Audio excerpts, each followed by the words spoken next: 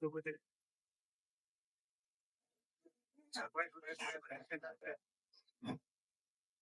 everybody. Uh, so in my talk, actually, I would like to speak in Bengali. So if you allow me, starting with my talk, and আমি আপনাদের সবাইকে শুভেচ্ছা জানাচ্ছি এবং আহ, সবাইকে প্রথমে আমি আমাদের আদিবাসীদের ভাষায় জানাচ্ছি জুজু ফুলুঙ্কার রিকুবায়া। এটা হচ্ছে আমাদের আদিবাসী জনগোষ্ঠীর একটা সালাম, যেটা আপনারা সবাই আহ, আমি আরেকবার জানাচ্ছি জুজু ফুলুঙ্কার রিকুবায়া। আমি বিশ্বাস করি যে বাংলাদেশের প্রায় 50-টির অধিক জনগোষ্ঠী আদিবাসী সম্প্রদায় আছে এবং আমরা বাংলাদেশকে একটা রিপ্রেজেন্ট করি, যে ডাইভার্স বাংলাদেশ এবং বাংলাদেশের যে বৈচিত্র্যময় অঞ্চল, এই জায়গাগুলোতে আমরা সবসময় বাংলাদেশের একটা সুন্দর দেশ বিনির্মাণে এবং সম্প্রীতির বাংলাদেশ বিনির্মাণে এবং একটি উন্নত রাষ্ট্র বিনির্মাণে আমরা আদিবাসীরা সবসময় কাজ করে থাকি। পাশাপাশি আমাদের এখন একটা যে সমস্যা আছে, যেটা হচ্ছে আপনারা হয়তো জানেন যে সরকার আমাদের এখনো আদিবাসী হিসেবে স্বীকৃতি দেওয়া হয়নি। হয়তো অনেকটা ভাষায় আমাদের কি বলবো ডিসরেসপেক্টফুল ওয়ার্ডস আমাদের ব্যবহার করা হয়। তো এই জায়গাতে আমার একটা অনুরোধ হচ্ছে তরুণ সমাজের কাছে, যে এখনো আমাদের বাংলাদেশ 2.0, যে আমাদের কথা বলতে হবে। আমাদের শুধু আদিবাসীদের নয়, বাংলাদেশের বিভিন্ন সামাজিক পরিবর্তনের ক্ষেত্রে। সো এই জায়গাতে আমি খুব পজিটিভ যে আমরা তরুণ সমাজ অনেক প্রাসঙ্গিক এবং আমি বিশ্বাস করি যে আমরা বাংলাদেশে আদিবাসীরা আমাদের দেশের একটা উন্নত দেশ গল্পে সবসময় কাজ করে যাচ্ছে। প্লাস আপনারা জানেন যে হিল ট্র্যাক্স একটা one of the most diverse zone. আমরা 14টি অধিক জনগোষ্ঠী হিল ট্র্যাক্সে বসবাস করি এবং আপনারা হয়তো এখানে যারা অডিয়েন্স আছেন, যে আমরা সবাই কম বেশি হিল ট্র্যাক্সে যাই এবং আমরা হিল ট্র্যাক্সের বৈচিত্র্যটাকে দেখি।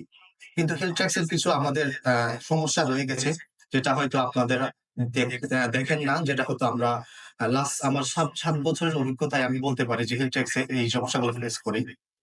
যেমন ধরেন আমাদের আহ, এই যুগে সার্ভাইভ করতে গিয়ে, অর্থাৎ আমাদের যে একটা মানুষের বেসিক যে হিউম্যান নিডস, যে খাদ্য, বস্ত্র, বাসস্থান, শিক্ষা বা চিকিৎসা, এমন জায়গা আছে পার্বত্য চট্টগ্রামে, যে আমি দেখেছি যে এখনো এমন গ্রাম আছে যেখানে আমাদের আদিবাসী ভাই বোনেরা বা আদিবাসী সমাজ এখনো আপনার অন্ন, বস্ত্র বা এই জায়গাগুলোতে বঞ্চিত। আমি অনেক জায়গায় দেখেছি এখনো আমাদের কিছু গ্রামে প্রাকৃতিক জায়গায় টয়লেট করতে যায় এবং তারা শুধু খাদ্য আহরণের জন্য, শুধুমাত্র খাবারের জন্য একবেলা খাবার খেয়ে বেঁচে থাকে, এমন জায়গা আছে। ইভেন আমি যে জায়গাতে জন্মগ্রহণ করেছি, আপনারা জানেন যে আমি বরপল উপজেলায়, রাঙামাটি একটা যে রাঙামাটি জেলায়, ওই জায়গাতেই কিন্তু এখনো নেটওয়ার্ক নেই, নেটওয়ার্ক কভারেজ নেই। তা আপনারা চিন্তা করে দেখেন যে এই বিশ্বায়নের যুগে আমরা কিন্তু বিদ্যুৎ বা মোবাইল নেটওয়ার্ক ছাড়া তো চিন্তাই করতে পারি না। সো এই জায়গা থেকে উঠে এসে আপনি যদি এখন আপনার কিছু একটা শুরু করতে যান, ইনিশিয়েটিভ যদি আপনি স্টার্ট করতে যান, so it's one kind of very tough challenge for me. So but I am always positive in my side. আমি চেষ্টা করছি দেশের জন্য কিছু করার এবং আমার এই এন্টারপ্রেনারশিপ জার্নিটা শুরু হয়, আমি বিভিন্ন সামাজিক কাজের সাথে যুক্ত ছিলাম আমার ইউনিভার্সিটি লাইফ, আমার কলেজ লাইফে। সো এই জায়গাগুলোতে আমি দেখছি যে আমার কিছু করতে হবে, এটা হচ্ছে আমার চাকরির বাইরে। এবং আমি এই জায়গায় চিন্তা করে আমার এন্টারপ্রেনারশিপ জার্নি শুরু করি এবং আমরা দেখি হিল ট্র্যাক্স, আমরা কৃষি এবং বিভিন্ন ইকোনমিক জায়গা থেকে অনেক একটা সম্ভাবনাময় জায়গা, হিউজ পটেনশিয়ালিটি। এবং সবচেয়ে জায়গা হচ্ছে কৃষি। কৃষিতে আমরা বাংলাদেশে অনেকটা জায়গায় কাজ করতে পারি। সো আমরা এবং আমাদের ফিল্ডট্যাক্সে কৃষকদের কোনো মার্কেট প্লেস নেই, যে কৃষকরা আমাদের ফিল্ডট্যাক্সে যে পোটেনশিয়াল জায়গা আছে তারা ন্যায্য মূল্য পাচ্ছে না বাজেটের, মানে মেইন স্ট্রিম মার্কেটের সাথে বাজারজাত করার জন্য। এখান থেকে আমরা চিন্তা করলাম যে হিলস বাজার আমরা ডিরেক্ট কৃষককে কানেক্ট করে, কৃষককে সাপোর্ট দিয়ে আমরা কিভাবে মেইন স্ট্রিম কনজিউমারকে আমরা একটা ভালো অর্গানিক পণ্য আমরা কৃষকদের কাছে এবং ঢাকা শহরের মেইন স্ট্রিম কাস্টমারদের কাছে পৌঁছাই দিব। এই চিন্তা করে আমাদের এজেন্সি বাজার আমাদের ফাউন্ড, আমরা আমার ফ্রেন্ড দুজন মিলে আমরা শুরু করা এবং লাস্ট আমাদের 7 বছরের যে অভিজ্ঞতা বলছে আমরা একটা ইন্টারেক্টে ইকোসিস্টেম, মানে কৃষক থেকে শুরু করে এবং কনজিউমার লেভেল অব্দি আমরা একটা ইকোসিস্টেম ডেভেলপমেন্ট করতে পারছি।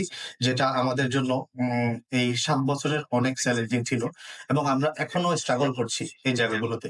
কারণ অনেক কাজ করার আছে। পাশাপাশি আমরা আরেকটা জিনিস চেষ্টা করছি আমাদের হিলস বাজারের এই থ্রুতেই। যেটা হচ্ছে আপনারা দেখেন যে আ আমাদের হিল ট্র্যাকস এ তুলা বা কটন কার্পাস আমাদের মহল একটা ঐতিহ্যগত একটা সম্পর্ক রয়েছে যে তুলাতে বিশাল আ বাংলাদেশে R&D সেক্টরে একটা বড় অবদান রয়েছে।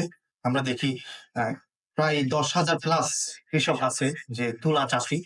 তাদেরকে কিভাবে আমরা অনবোর্ড করা যায় এবং ওখানে জিনিং প্ল্যান না থাকার কারণে হচ্ছে আ কৃষকরা সবসময় স্ট্রাগল পিরিয়ড এর মধ্যে থাকতো। তো আমরা তাদেরকে অনবোর্ড করি, চেষ্টা করি হিলস বাজার থ্রুতে কাজ করার। এটা আমাদের টুল হচ্ছে একটা পাইলটিং প্রজেক্ট চলতেছে আমাদের পুরা হিল ট্র্যাকস এ।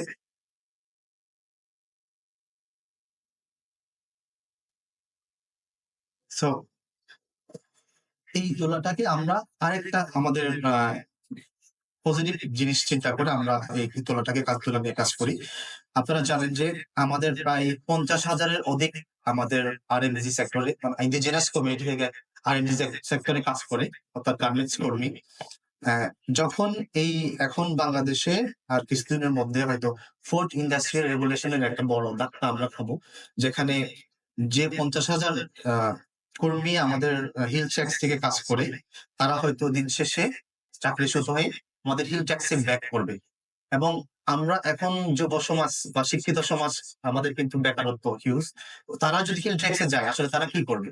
তাদের জন্য একটা প্ল্যাটফর্ম দরকার বা জায়গা দরকার। তারা হয়তো দিন শেষে কৃষির দিকে ঝুঁকবে এবং কৃষিকে নিয়েই তারা কাজ করবে এবং এই জায়গাতেই আমরা তুলাটাকে যদি তারা চাষ করে আমরা তাদেরকে একটা প্ল্যাটফর্ম দিতে পারবো। তারা ইজিলি আমাদের সাথে কানেক্ট হয়ে ব্যবসাটা করতে পারবে। এবং আমরা তাদের জন্য একটা জিনিং প্ল্যানের হিল ট্যাক্স এর প্ল্যান করার উদ্যোগ নিয়েছি। যেখানে হয়তো যারা ৫০,০০০ যে আমাদের আ কি বলবো গার্মেন্টস শ্রমিক আছে, শ্রমিকদের জন্য আমরা রেডি করে দিচ্ছি। এবং অ্যা রিসেন্টলি যে আমরা যে কাজটা শুরু করেছি সেটা হচ্ছে চিপস। আরেকটা অপরচুনিটি হিলটেক্সে আছে। সেটা হচ্ছে আপনার সিজনে দেখেন প্রচুর পরিমাণে আমরা গত বছরের পোস্ট হারভেস্ট লস ছিল প্রায় ৳৫০০ কোটি হিলটেক্সে। আসতো বড় বাংলাদেশে ৳২৫০০ কোটি আমরা ফলমূল নষ্ট হয়ে যায় সিজনে। আমাদের কোনো প্রসেসিং প্ল্যান্ট হিলটেক্সে ছিল না এবং এখনো নাই। এবং আমরা জাতীয় ফল কাঁঠালকে সবসময় ফল মানে একটা সম্মানসূচক ফল হিসেবে সম্বোধন করে থাকি। কিন্তু এটা আমরা ভ্যালুয়েট করতে পারি না। সো এই চিন্তা করে আমরা শুরু করলাম ব্যানানা এবং জ্যাকফ্রুট চিপস। এই ২ টাকে আমরা একসাথে মার্জ করে আমরা মার্কেটে আমাদের মেইন স্ট্রিম হয়তো মার্কেটে এখন লঞ্চ করতে পারি না। কিন্তু লোকাল মার্কেটে আমরা ব্যানানা এবং জ্যাকফ্রুট চিপস লঞ্চ করি। পাশাপাশি আমরা গ্রাম পর্যায়ে যারা আ নারীরা আছে তাদেরকে আমরা আমাদের এই ইনিশিয়েটিভ এর সাথে অনবোর্ড করতে চাই। তারা আমাদের এই জ্যাকফ্রুট প্রসেসিং অনেক সময় লাগে। এই জায়গাগুলোতে আমরা তাদের কাছে অনুরোধ করব এবং আমাদের এই প্রসেসিং প্ল্যান্ট নিয়ে একটা বড় আমরা হিউজ মার্কেট অপরচুনিটি এবং আমাদের একটা ভালো পজিটিভ ইমপ্যাক্ট তৈরি করতে পেরেছি এই কিছুদিনের মধ্যে। এবং আমরা বিশ্বাস করি সামনে আমাদের হিল ট্র্যাক্স এর যে ফ্রুটস প্রসেসিং ইউনিট গুলো আছে যেমন কাজু, কফি এই জায়গাগুলোতে আমরা কাজ করব। কাজেই আমাদের সামনে অনেক একটা পটেনশিয়াল জায়গা হচ্ছে যে প্ল্যাটফর্মটা।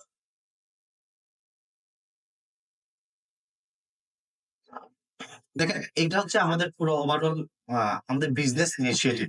এখন আমাদের কিছু সামাজিক দায়বদ্ধতা আছে যে আমরা কাজ করতে চাই দেশের জন্য। ঘুরে ফিরে আমরা ফিল্ডট্যাক্স এ আসতে হয়। ফিল্ডট্যাক্স এ কেন? কারণ ফিল্ডট্যাক্স এ আমি থাকি এবং আমি ফিল্ডট্যাক্স এ কাজ করার ওইদিকে আমার বেশি করে কাজ করি। সো আমরা দেখছি যে আমাদের ফিল্ডট্যাক্স one of the most climate vulnerable এলাকা। সো আমরা অ্যা পিছিয়ে পড়া তো আছেই ওই জায়গা থেকে আমরা দেখছি সিজনে বিভিন্ন আমাদের শুষ্ক মৌসুমে দেখা যায় ওয়াটার ক্রাইসিস। এই পানির সমস্যাকে কিভাবে সমাধান করা যায়? তো আমরা অ্যা ওই চিন্তা করেই আমরা একটা মডেল ডিজাইন করলাম। আমরা নাম দিলাম হচ্ছে পপ ওয়াটার। পপ ওয়াটারটা কাজ কি করে? পপ ওয়াটার হচ্ছে আমরা পানিটাকে যে আমরা হিউমিডিটি এবং রেইন ওয়াটারকে হারভেস্ট করার জন্য আমরা এই মডেলটা ডিজাইন করি এবং আমরা মোটামুটি সাকসেসফুল হই। আমরা এখনো এই প্রজেক্টটা আমাদের গবেষণাধীন আছে। আমরা লাস্ট ৩ বছর ৩.৫ বছর ধরে কাজ করছি। বান্দরবান রিজিয়নে আমাদের এই আ টপ ওয়াটার নিয়ে। আমরা বলব এই প্রায় ২০০ প্লাস হাউসহোল্ড কে আমাদের এই সার্ভিসটা নিতে পেরেছি এবং এটা এখনো আমাদের গবেষণাধীন আছে এবং আমরা এটা নিয়ে অনেক কাজ করছি এবং চেষ্টা করছি যে কিভাবে একটা সাস্টেইনেবল যে সলিউশন করা যায় ওয়াটার ক্রাইসিস নিয়ে।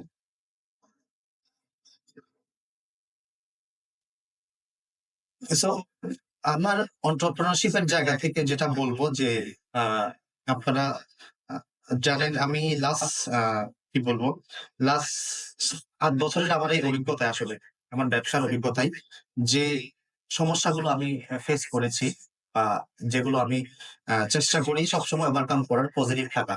এই পজিটিভ না থাকলে হয়তো আমি এই জায়গায় থাকতে পারতাম না। এটা আমার জন্য বড় একটা মাইলস্টোন ছিল এবং আ যারা হয়তো নতুন উদ্যোক্তা আপনারা আসবেন, মার্কেটে আপনারা নতুন ইনোভেটিভ আইডিয়া নিয়ে আসবেন এবং কাজ করবেন।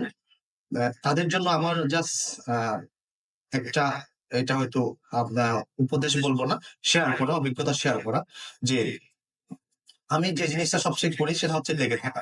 আমি জাস্ট হয়তো সাকসেসফুল এন্টারপ্রেনার নই। কিন্তু আপনাদের মতো আমি লেগেছিলাম। জাস্ট ৭ বছর লেগেছিলাম। আমি কাজ করি। কাজ করার পাশাপাশি আমার কিছু সমস্যা হয়। আমার এই সমস্যাগুলোকে সমাধান করার চেষ্টা করি।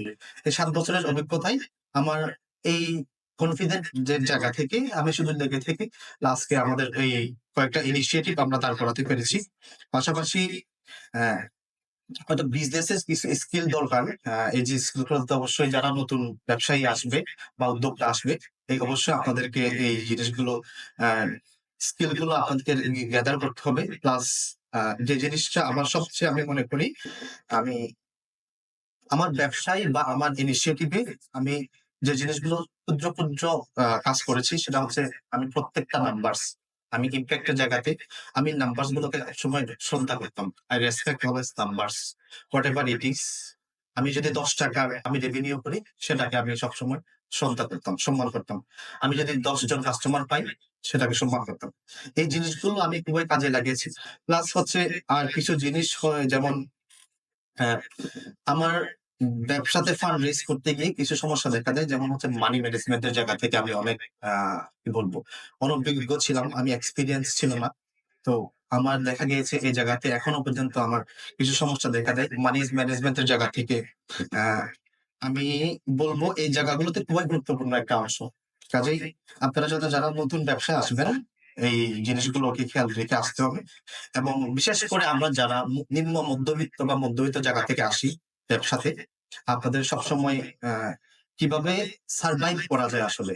আ দিন শেষে আমাদের ব্যবসাতে আপনি হয়তো বিভিন্ন জায়গা থেকে এঞ্জেল ইনভেস্টমেন্ট নিবেন, বুটস্ট্র্যাপিং করবেন কিংবা বিসিএ ভেঞ্চার ক্যাপিটাল থেকে আপনি ফান্ড নিবেন। হয়তো আপনার ব্যবসাটা যদি কি বলবো সারভাইভ করতে না পারেন, দিন শেষে আ আপনাকে আজকেও কালকেও ব্যবসাটাকে গুটিয়ে নিতে হবে। কাজেই সাস্টেইনেবল ব্যবসার জায়গা থেকে সবচেয়ে গুরুত্বপূর্ণ বিষয় হচ্ছে আপনাকে প্রফিট করতে হবে। প্রফিট করে আপনার ব্যবসাটাকে স্কেল আপ করতে হবে এবং এটা নিয়ে আপনার ব্যাংক এ সাস্টেইনেবল বিজনেস। আমি এটাই বিশ্বাস করি। এবং দিন শেষে আমার যে আ আমি আদিবাসী তরুণদের সবসময় বলার চেষ্টা করি যে, আপনারা আসেন বাংলাদেশ বিনির্মাণে উদ্যোক্তা হয়ে বিভিন্ন সামাজিক এক্টিভিটি কাজ করে এবং আপনারা এলেই আমরা দেশের একটা বড় অংশ কন্ট্রিবিউট করতে পারব। এবং লাস্ট যে কাজটা আমি করি, আ পজিটিভ থাকার জন্য নিজেকে আমি সবসময় ব্লাড ডোনেট করি। ব্লাড ডোনের পাশাপাশি আমি যাতে আমার এটা একটা পরিপূর্ণতা পাই আমার কাছে ভালো লাগে যে, আমার এই অবধি আমি ৩৬ বার ব্লাড ডোনেট করেছি। At 6 time I have donated blood. So this is my positive side, this is my motivation এবং আমি এটা বিশ্বাস করি। দিন শেষে তো সবাই ভালো থাকবেন। Thank you.